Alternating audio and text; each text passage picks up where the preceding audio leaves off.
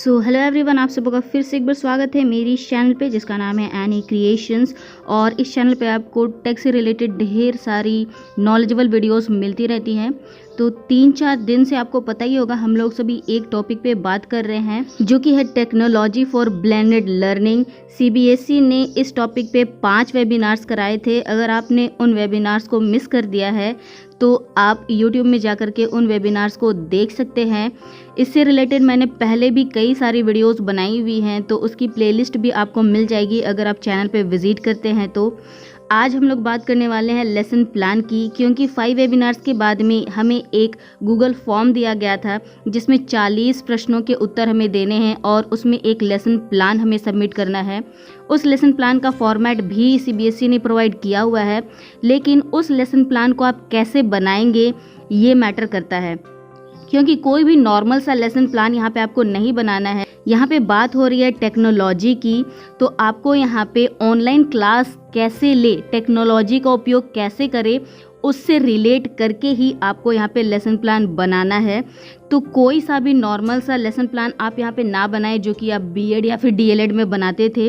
वो lesson plan भी बहुत ज़्यादा इफेक्टिव होता था, लेकिन ये जो 5 वेबिनार्स कराए गए हैं वो क्यों कराए गए हैं, ताकि आप यहाँ पे टेक्नोलॉजी का यूज़ करके अपने टीचिंग लर्निंग प्रोसेस को बहुत ही ज़्यादा इफ़ेक्टिव बना पाएँ। क्योंकि अभी लॉकडाउन के समय में ऑनलाइन क्लासेस को बहुत ज़्यादा महत्व दिया गया है। जब हम फिज़िकल क्लास में होते हैं तो भी हमारा लेसन प्लान होता है, लेकिन थोड़ा सा अलग हटके अब हम यहाँ पे ऑनलाइन क्लास ले रहे हैं, तो यहाँ का लेसन प्लान हमें कुछ अलग बनाना पड़ेगा, जिसमें हमें जितने भी टूल्स बताए गए हैं 5 वेबिनार्स में लगभग 17 से 18 टूल्स के बारे में बताया गया है। तो आज मैं उन्हीं टूल्स के बारे में आपको बताऊंगी कि आखिर वो टूल्स क्या है, आप उन्हें अपने लेसन प्लान में कैसे इस्तेमाल कर सकते हैं और कहाँ पे इस्तेमाल कर सकते हैं, ताकि कोई भी अगर आपके लेसन प्लान को चेक करता है तो उसे ये लगना चाहिए कि आपने जो 5 वेबिनार्स किए हैं वो फालतू के नहीं थे, उनमें से आपने बहुत सारी चीज़ें सीखी हैं जिसको आपने अपने लेसन प्लान में डाला हुआ है। तो एक इफ़ेक्टिव, मजबूत और तगड़ा लेसन प्लान चाहिए, तो इन टूल्स के बारे में आपको जानना ज़रूरी है। तो वीडियो बहुत ज़्यादा इंटरेस्टिंग है। आइए शुरू करते हैं इस वीडियो को इस छोटे से इंट्रो के साथ।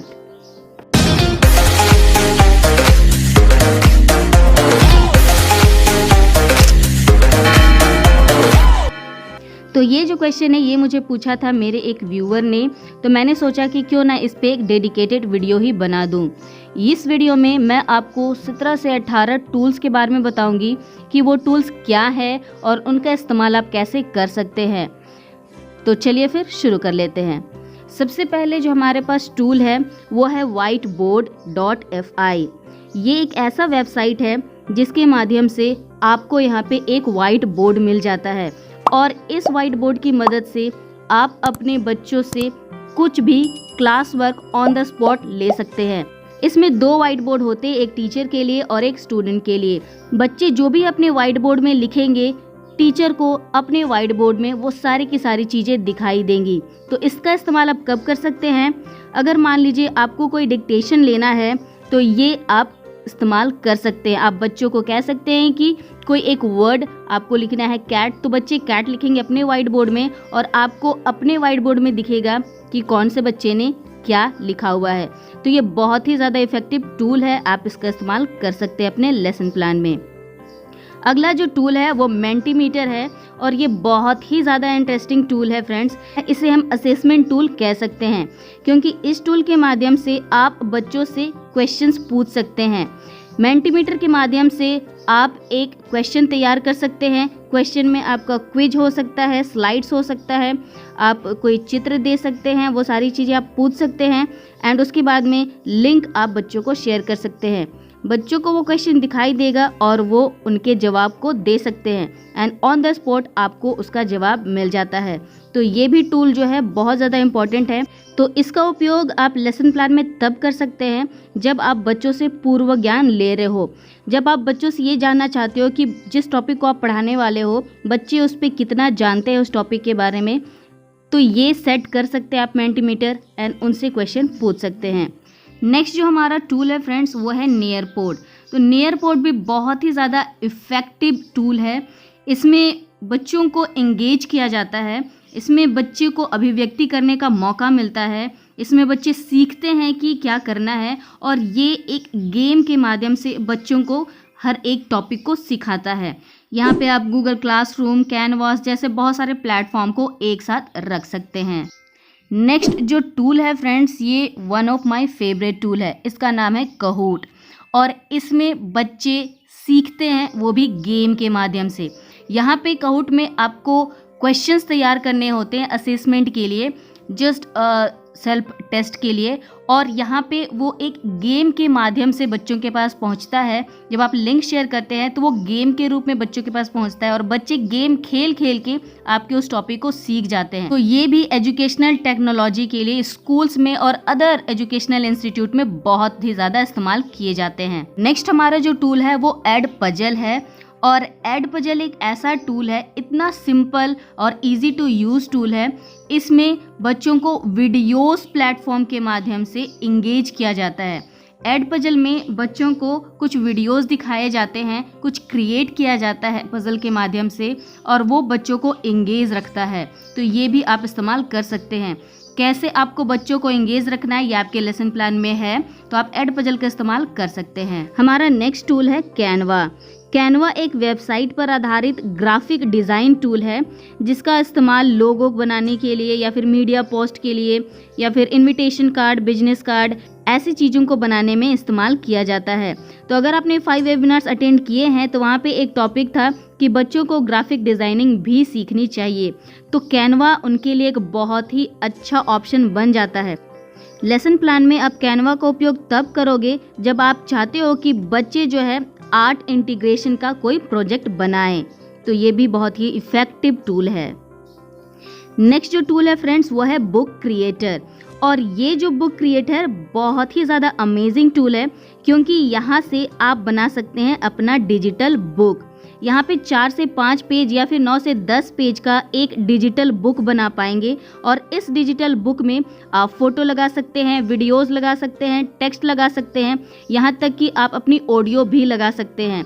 तो ये एक डिजिटल बुक बन जाता है। पेज पलटने पे टेक्स्ट दिखेगा, कहीं पे आपका ऑडियो दिखेगा, नेक्स्ट पेज में फोटो दिखेगी। जैसा आप सेट करेंगे वैसा आपका एक डिजिटल बुक बन जाएगा। लेसन प्लान में मान लीजिए आपने लेसन को समझा दिया और अब आप चाहते हैं कि बच्चे उसे होमवर्क के लिए रिवाइज कर ले, तो रिवीजन में आप उन्हें एक डिजिटल बुक क्रिएट करके दे सकते हैं जिसकी मदद से उन्हें हर बुक और हर कॉपी खोलने की जरूरत नहीं पड़ेगी, केवल उसी डिजिटल बुक में उनको सारा कंटेंट मिल जाएगा। नेक्स्ट जो टूल है फ्रेंड्स वो है लिनोइट और ये एक स्टिकी टूल है।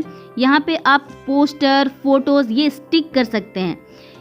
लिनोइट से मिलता जुलता एक और टूल है जिसका नाम है पैडलेट। पैडलेट में भी आप स्टिकर चिपका सकते हैं। पैडलेट का इस्तेमाल आप तब करेंगे जब आप बच्चों से ऑन द स्पॉट कुछ क्वेश्चन पूछना चाहते हो और उनका जवाब आपको ऑन द स्पॉट मिले। तो ये लिनोइट और पैडलेट दोनों एक जैसा काम करता है। दोनों में आप बच्चों से जो भी क्वेश्चन पूछेंगे, बच्चे अगर उनका आंसर देंगे तो स्टिकर आपके स्क्रीन पे दिखाई देने लगेगा। आपको ये भी पता चलेगा कि कौन से बच्चे ने क्या जवाब दिया है। तो लिनोइट और पैडलेट दोनों बहुत ही ज़्यादा इफेक्टिव है। पैडलेट की मैंने एक डेडिकेटेड वीडियो बनाई हुई है इससे पहले, जिसमें मैंने बताया है कि पैडलेट का इस्तेमाल करके आप अपने लेसन प्लान को बहुत ही ज़्यादा तगड़ा कैसे बना सकते हैं। तो उस वीडियो की लिंक जो है आपको आई बटन में दिख जाएगी और मैं उसे डिस्क्रिप्शन बार में भी डाल दूंगी, तो आप जा करके देख सकते हैं। नेक्स्ट जो टूल है हमारे पास फ्रेंड वो है वेकलेट। वेकलेट एक ऐसा टूल है जिसकी मदद से आप अपने कंटेंट को अरेंज कर सकते हैं। जैसे मान लीजिए आपने जो क्लास लिया उसमें आपने वीडियोस दिखाई है, आपने उसकी परिभाषा बताई है, आपने उससे रिलेटेड कुछ लिखाया है, तो बच्चे जो हैं कंफ्यूज हो जाते हैं कि पहले क्या पढ़े। उन्हें जब रिवाइज करना होता है तो कंफ्यूज हो जाते हैं कि पहले क्या पढ़े, पहले वीडियो देखे या फिर आपने जो क्वेश्चन आंसर लिखवाया है वो देखे या फिर कुछ और जो आपने बताया हो। तो वेकलेट यहाँ पे आपको एक अच्छा ऑप्शन दे देता है जिससे आप कंटेंट को लाइन से क्रिएट कर सकते हैं। अगर आप चाहते हैं कि बच्चा पहले वीडियो देखे, उसके बाद उसकी परिभाषा को समझे, उसके बाद क्वेश्चन आंसर करे, तो आप उसे लाइन से सेट कर सकते हैं वेकलेट में और फिर बच्चों को प्रोवाइड करा सकते हैं। तो बच्चों को समझ में आ जाएगा कि ऊपर से नीचे पढ़ना है। नेक्स्ट जो टूल है यहाँ पे है पॉपलेट और पॉपलेट बहुत ही ज़्यादा अमेजिंग है क्योंकि ये एक माइंड मैप टूल है। माइंड मैप क्या है ये तो आपको पता ही होगा।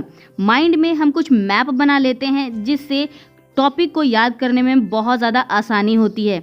तो ये जो पॉपलेट है ये हमें माइंड मैप तैयार करके देता है। ये जो माइंड मैप है ये टॉपिक को बहुत ही अच्छे से सीखने में मदद करता है और ये माइंड मैप बहुत दिनों तक याद रहता है, रटा हुआ चीज़ नहीं है। अगर आपने माइंड मैप बना लिया है तो ये बहुत ज़्यादा दिनों तक बच्चों को याद रहेगा और इससे कितनी भी हार्ड से हार्ड टॉपिक क्यों ना हो, अगर आपने माइंड मैप अच्छे से बनाया है तो सारा हार्ड टॉपिक आपको इजी लगने लगता है। तो लेसन प्लान में आप इसका इस्तेमाल कब करेंगे? जब आप बच्चे को किसी टॉपिक के बारे में समझा रहे हो। नेक्स्ट जो टूल है वो है प्रेजी, और ये जो प्रेजी है ये प्रेजेंटेशन से रिलेटेड है। तो आपने पावर पॉइंट का नाम तो सुना ही होगा, तो पावर पॉइंट से मिलता जुलता ही आपको यहाँ पे प्रेजी मिल जाता है।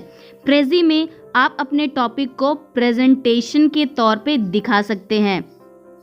तो आपको पता ही होगा जैसे वेबिनार्स वगैरह हमने अटेंड किया है तो वहाँ पे भी आपको प्रेजेंटेशन के माध्यम से समझाया गया था।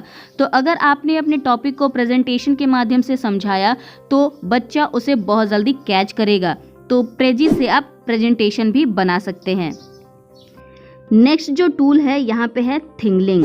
थिंगलिंग एक ऐसा टूल है जिसमें आप किसी भी फोटो में जान डाल सकते हैं। यहाँ पे आपको एक इमेज सेलेक्ट कर लेनी है और उस इमेज में जितने भी फोटोज बने हुए होंगे, जितने भी पिक्चर्स बने हुए होंगे, उन सारे पिक्चर्स पे आप अपना खुद का डॉट लगा सकते हैं, खुद का लिंक लगा सकते हैं।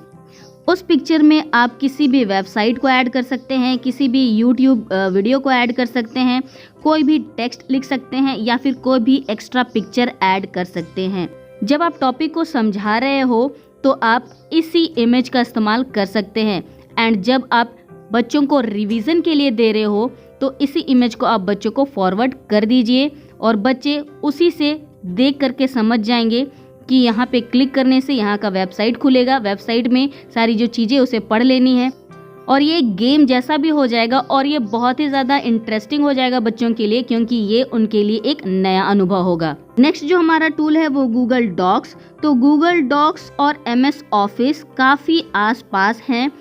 MS ऑफिस का आपको पैकेज इंस्टॉल करना पड़ता है, लेकिन गूगल डॉक्स अगर आपने कोई ईमेल आईडी बनाई हुई है तो आपको वहाँ पे मिल जाती है।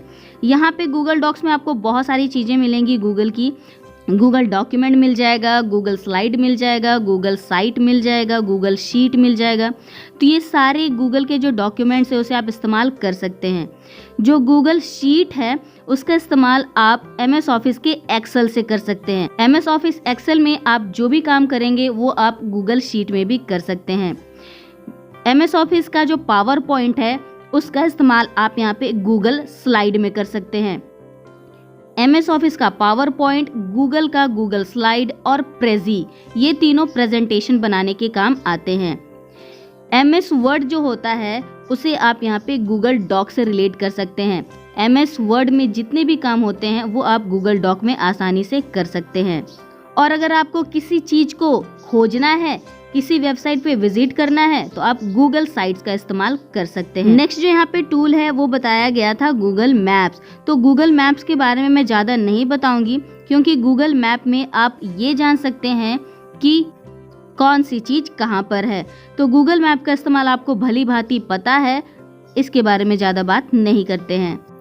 हमारा लास्ट जो टूल है वो है गूगल फॉर्म, और ये बहुत ही ज़्यादा इफ़ेक्टिव टूल है, क्योंकि ये जो टूल है ये आपके काम आएगा असेसमेंट में, फिर चाहे वो फॉर्मेटिव असेसमेंट हो या फिर समेटिव असेसमेंट। इस गूगल फॉर्म की मदद से आप क्वेश्चंस क्रिएट कर सकते हैं। वो क्वेश्चंस मल्टीपल भी हो सकते हैं या फिर पैराग्राफ भी हो सकते हैं। इसमें आपको लिंक बच्चों को शेयर करना होता है और बच्चे क्वेश्चन को अटेम्प्ट करेंगे। बच्चे जब क्वेश्चन अटेम्प्ट कर लेंगे तो आपके पास उसका एक आंसर शीट तैयार हो जाएगा जो कि गूगल शीट में आएगा, और आपको पता चल जाएगा कि कौन से बच्चे कितना नंबर लेकर के आए हैं, कौन से बच्चे ने कितना सही जवाब दिया है और कौन से बच्चे ने कितना गलत जवाब दिया है। तो गूगल फॉर्म्स आप कब इस्तेमाल करेंगे? जब आप कोई असेसमेंट लेना चाहें, फिर चाहे वो फॉर्मेटिव हो या फिर समेटिव हो। तो मैंने यहाँ पे आपको 17 से 18 टूल्स के बारे में समझाया है, उनका काम क्या है और उनका इस्तेमाल आप कहाँ पे कर सकते हैं। अब आप सोच रहे होंगे कि इनका इस्तेमाल कैसे किया जाए। अगर मैं आपको एक वीडियो में कैसे का जवाब दूँ तो ये पॉसिबल नहीं है। इन टूल्स का आप इस्तेमाल कैसे करेंगे उसकी जानकारी के लिए आप YouTube में सर्च कर सकते हैं। अगर आप YouTube में सर्च करेंगे कि वैकलेट का इस्तेमाल कैसे किया जाता है तो आपको बहुत सारी वीडियोस मिल जाएंगी। जितनी भी टूल्स मैंने यहाँ पे बताई है, किसी भी टूल्स को आपको इस्तेमाल करना है अपने लेसन प्लान में तो उसके लिए आप YouTube में सर्च कर लीजिए, आपको उसकी वीडियोस मिल जाएंगी। मैंने यहाँ पे जितना भी 17 से 18 टूल्स बताया है, ये ज़रूरी नहीं है कि आप सारे के सारे एक लेसन प्लान में इस्तेमाल कर दें। कम से कम आपको 1 से 2 टूल का इस्तेमाल अपने लेसन प्लान में करना है, तभी जा कर के जो अगला बंदा है जब आपके लेसन प्लान को चेक करेगा तो उसे लगेगा कि हाँ, आपने जो अपनी टीचिंग लर्निंग प्रोसेस है उसको चेंज किया है और जो वेबिनार्स यहाँ पे कराए गए हैं उसको भली भांति समझा है और उससे आपने फ़ायदा उठाया है। तभी जा कर के आपका जो लेसन प्लान है वो बहुत ज़्यादा इफ़ेक्टिव है, क्योंकि वहाँ पे आपने टूल्स का इस्तेमाल किया है और ऐसे मजबूत और तगड़े लेसन प्लान का रिजेक्ट होने का सवाल उठता ही नहीं है। तो आपको कोई भी मामूली सा टेक्स्ट वाला लेसन प्लान नहीं बनाना है, आपको एक ऐसा लेसन प्लान बनाना है जिसमें आपको कम से कम आपने 1 या फिर 2 टूल का इस्तेमाल किया हुआ हो। तो आई थिंक अब आपको समझ में आ गया होगा कि आपका जो लेसन प्लान है आपको कैसे बनाना है और इन टूल्स के बारे में आपको जानना कितना ज़्यादा ज़रूरी था। तो अब बारी आती है कमेंट्स की। तो कमेंट्स में कुछ ऐसे कमेंट्स को मैंने यहाँ पे उठाया है जो कि मुझे बहुत ज़्यादा पसंद आए थे। 2-3 कमेंट ऐसे हैं, वो इतना ज़्यादा सपोर्टिव मुझे लग रहे थे कि मैंने सोचा उन कमेंट्स के बारे में बता दूँ। तो आप भी अगर अच्छा कमेंट करते हैं तो आपके कमेंट को भी मैं उठा सकती हूँ और वीडियो के लास्ट में लगा सकती हूँ। यहाँ पे एक क्वेरी भी आई हुई थी। मेरे एक व्यूअर ने मुझसे पूछा था कि मैंने जो है लेसन प्लान वो लिख करके हैंड रिटन जमा किया है तो क्या वो एक्सेप्टेबल होगा। तो जी हाँ, वो एक्सेप्ट होगा। आपने फॉर्मेट सेम रखा है और आपने हैंड रिटन जमा किया है तो भी आपका वहाँ पे एक्सेप्ट हो जाएगा। तो बस दोस्तों, आज की इस वीडियो में इतना ही। उम्मीद करती हूँ कि आपको ये वीडियो अच्छी लगी होगी। अच्छी लगती है तो इसे लाइक कर दीजिएगा, शेयर कर दीजिए उन लोगों के साथ जिनको इसके बारे में नहीं पता है, और हाँ, चैनल पे नए हैं तो सब्सक्राइब ज़रूर कर लीजिएगा। हम लोग मिलेंगे नेक्स्ट वीडियो में, तब तक के लिए बाय बाय।